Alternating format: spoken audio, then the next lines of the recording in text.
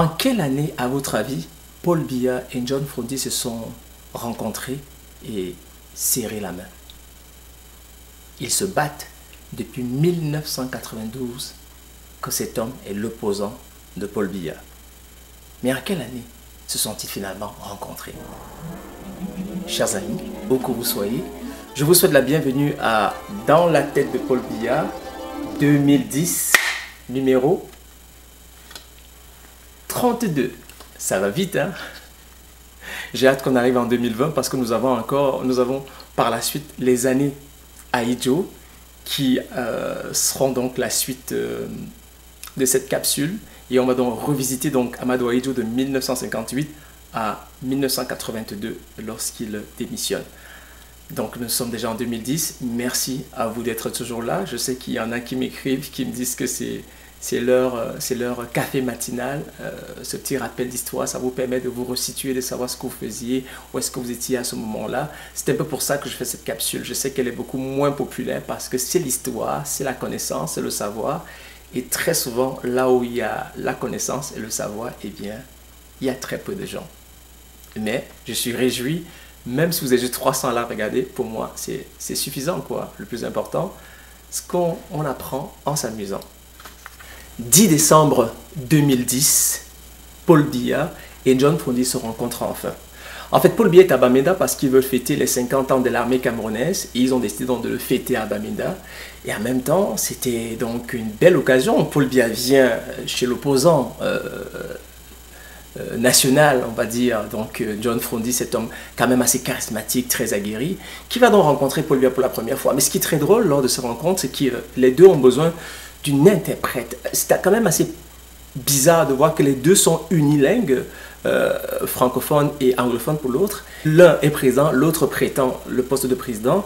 Et c'est quand même assez particulier de voir que c'est comme deux solitudes, quoi. C'est comme deux âmes errantes. Paul Biya qui parle en français et John Frondi qui parle en anglais. Ça prend quelqu'un au milieu pour pouvoir traduire. Alors c'était assez drôle. Alors ils ont parlé de quoi? En fait, je vous dirais que grosso modo, ils ont parlé de l'ELECAM. John Frondi qui reproche à Paul Biya de n'avoir mis que les membres du RDPC. Donc John Frondi demande à Paul Biya de revoir donc l'ELECAM et de faire en sorte que ce soit des personnes qui composent bien sûr l'ossature politique nationale, que ce soit beaucoup plus représentatif de la carte politique au Cameroun que de mettre juste les éléments de son parti. John Frondi a été très ravi honnêtement d'avoir rencontré Paul Biya. Paul Biya aussi, je pense qu'ils ont crevé l'abcès et ça leur a fait du bien de se rencontrer ce 10 décembre 2010. Oui, c'est la journée qu'ils se sont rencontrés pour la première fois. Ouais. 92-2010, ouais. Tu peux dire que ouais, ça fait longtemps. Ouais, ça fait beaucoup. Du 18 au 19 mai 2010, le palais de congrès de Yaoundé habite ce qu'on appelle la conférence internationale de Yaoundé, Africa 21. Ça parle de quoi? Eh bien, le thème que Paul Biya a choisi pour réunir tous les autres pays du monde entier, c'est l'Afrique, une chance pour le monde, défis et réalités. Paul Biya dira au sortir de cette conférence dans son discours de clôture qu'il est temps pour les Africains de sortir du misérabilisme ambiant et de prendre leur part, n'est-ce pas, au monde. C'est bien beau, hein? Mais ça, c'est exactement ce qu'on appelle des mots qui ne veulent rien dire. Qu'est-ce que cela veut dire sortir du misérabilisme ambiant? Qu'est-ce que cela veut vraiment dire concrètement? Je comprends, mais ça ne veut rien dire. Demander aux Africains de prendre leur part du monde. Comment? Les Camerounais sont misérables. Comment les Camerounais vont faire pour prendre leur part dans le monde? Je trouvais ça, en tout cas, le discours. Pour moi, ben, c'est des mots, hein. Ça veut tout dire, mais ça veut aussi rien dire. En tout cas, c'est quand même bien de voir que le Cameroun pensait à réunir le monde entier. Ça fait un peu comme la COP 21 à Paris, ben, c'était Africa 21 au Cameroun, ce qui est vraiment génial. 2010, Campos a la difficulté à s'adapter avec les nouvelles technologies. Alors, Paul Biya va demander à une société française qui s'appelle la Sofrepost, et bien sûr de travailler désormais avec Campos, donc ces cadres de cette entreprise française vont donc s'unir avec les cadres de l'entreprise camerounaise et c'est ainsi donc que la Sofrepost va donc aider Camtel à pouvoir fonctionner à l'heure bien sûr des nouvelles technologies et de pouvoir donc s'arrimer au monde entier. C'est génial. Mais bon. 2010, bravo! Ça y est, c'est la reprise économique au Cameroun. En 2009, la croissance était à 2,9% et en 2010, la croissance est à 3,2%. génial. Et comment se fait-il qu'on a dans cette croissance? Qu'est-ce qui se passe? Le Cameroun lance son premier emprunt obligataire de 200 milliards. Un emprunt obligataire est une dette remboursable à une date fixée d'avance, un montant qui est aussi fixé et qui rapporte les taux d'intérêt.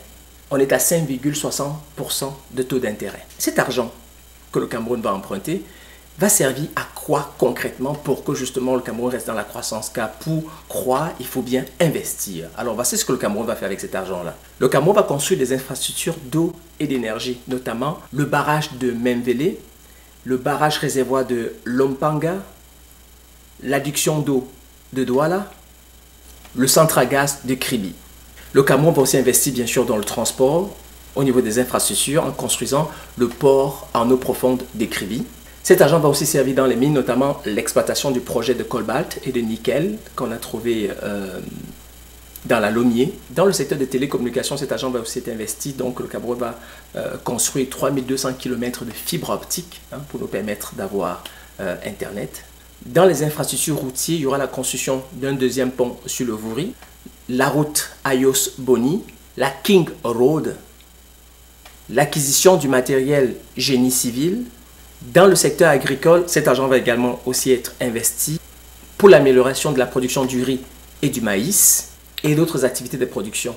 Donc, tout ce que je viens de vous citer sont donc des projets qui vont donc générer de l'emploi et donc générer des richesses. Maintenant, quand j'y pense à la fin, je me demande pourquoi le Cameroun emprunte juste 200 milliards, pourquoi n'avoir pas emprunté 800 milliards? Bien sûr, ça fait un gros endettement, mais bon, on s'en fout. Chaque génération va payer. Il y a tellement de villes, de régions qui n'ont pas de route au Cameroun. Cela aurait été une très bonne idée. Je ne sais pas ce que vous en pensez. Comme le font dans les autres pays aussi, ils empruntent de l'argent. Puis voilà, on goudronne partout, on asphalte partout, on met des ponts partout. Et ainsi, on s'endette une fois et l'État va donc prélever en même les impôts. Quitte à ce qu'ils mettent même un impôt pour la diaspora, pour que chaque Camerounais contribue, je pense que ce ne serait pas mauvais. En 2010, le centre technique de la CAF de Bankomo, dont les chantiers avaient commencé en 2006 à Yaoundé, et bien voilà, ce centre il est prêt, il est donc opérationnel, il va donc servir ici à faire des stages, il va servir aux mises au vert, il va servir à des conférences, il va servir à des séminaires.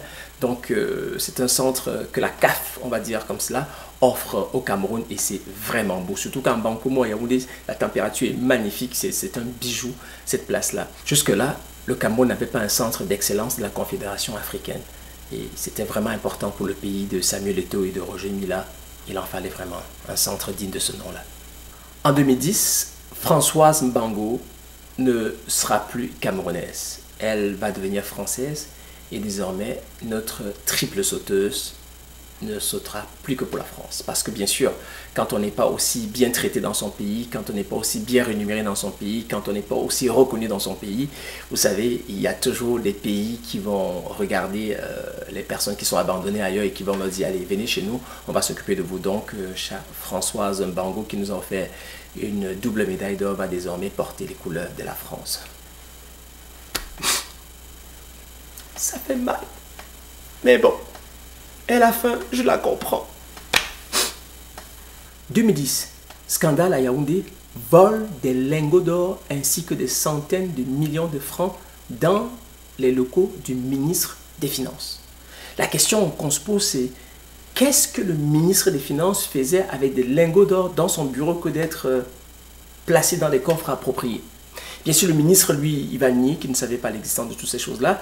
Et après enquête, alors, l'ancien secrétaire général auprès de ce ministère sera arrêté avec une douzaine de ses complices. Ce sont eux qui ont volé. Dans mon pays, les bandits sont en cravate. En 2010, le marché de Tico part en fumée après 40 ans d'existence. Ce marché qui n'avait ni eau, ni service de sécurité, et qui quand même était le point de transit des marchandises qui partaient de l'Afrique de l'Ouest pour le Cameroun, va ainsi partir en fumée. 2 mois plus tard, c'est le marché Congo à Douala qui va lui aussi subir les foudres des flammes. Une fois de plus, ce sont les installations électriques anarchiques qui seront à l'origine de l'incendie au marché Congo et encore des commerçants qui vont perdre. dans mon pays, on fait les mêmes erreurs tout le temps. Il n'y a rien qui change. En 2010, le contrôleur de l'État, le ministre David Etame Massoma, va suspendre des inspecteurs du contrôle de l'État. Il va même les blâmer et ce blâme sera noté à le dossier. Qu'est-ce que le ministre leur reproche? En fait, le ministre leur reproche de ne pas bien faire le travail. Ils sont complaisants dans les missions mobiles du contrôle de l'État quand on leur demande d'aller faire le travail au port autonome de Douala. Ils ne respectent pas les règles de déontologie et lorsqu'ils arrivent, les rapports qu'ils font sont, on va dire, discutables, truqués, à la faveur des employés du port autonome. Autrement dit, ces inspecteurs qui sont censés faire le travail, puisqu'ils sont là pour contrôler le port autonome de Douala, eh bien, ils étaient corrompus. On va dire ça pour faire ça simple entre nous les Camerounais. Et donc, le ministre David Etame Massoma va donc les sanctionner pour 1 an et un blâme porté à leur dossier. Même les inspecteurs sont corrompus. 14 décembre 2010, l'université de Bamenda est enfin créée. Bravo, Monsieur le Président. Paul Biya répond ici aux demandes des autorités locales. C'est depuis Mathusalem qu'il demande une université à Bamenda. Et c'est le 14 décembre 2010 que cette université voit le jour. Il ne faut jamais être pressé avec Paul Biya. Jamais. Palmarès à l'office du baccalauréat du Cameroun. On n'est pas surpris que de savoir que les collèges catholiques caracolent au sommet.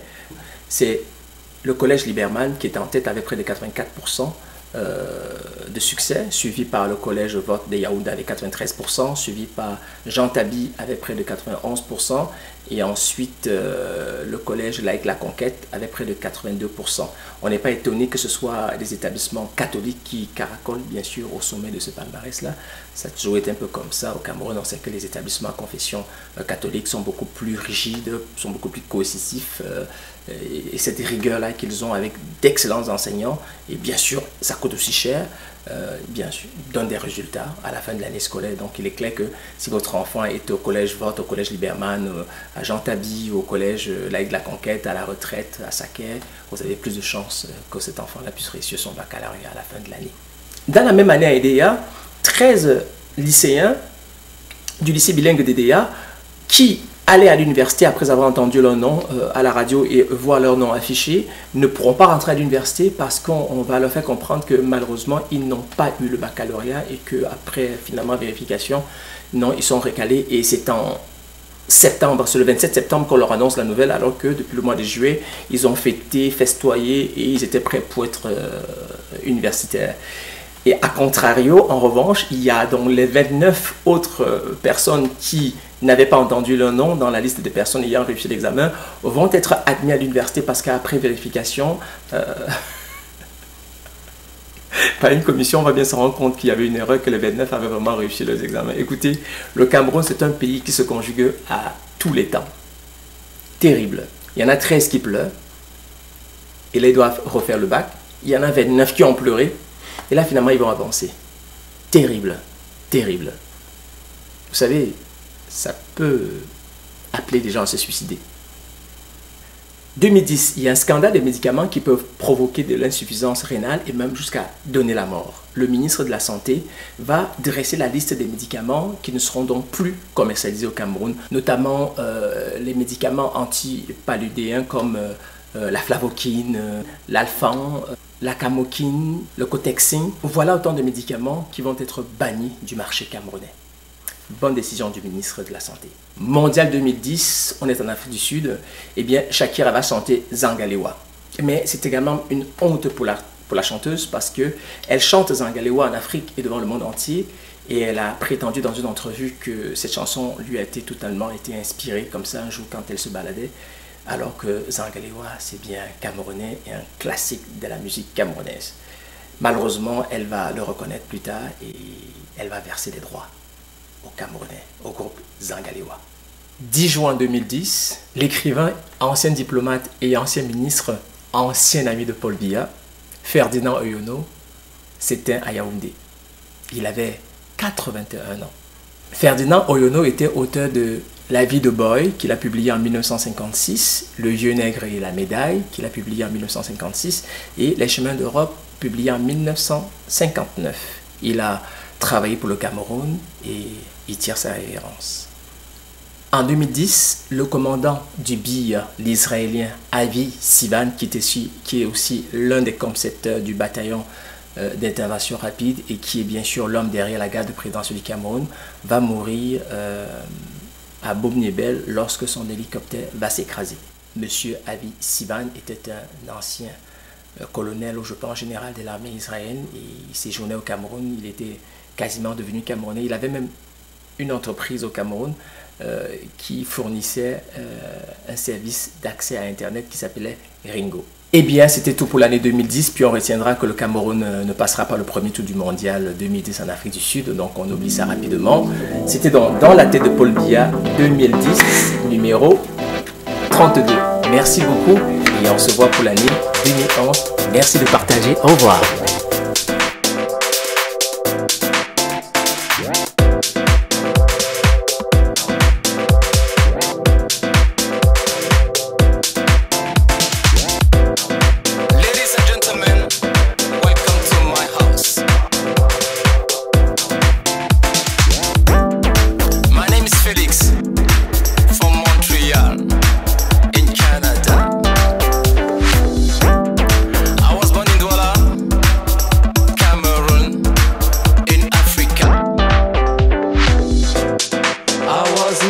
When my girlfriend called me and said it's over.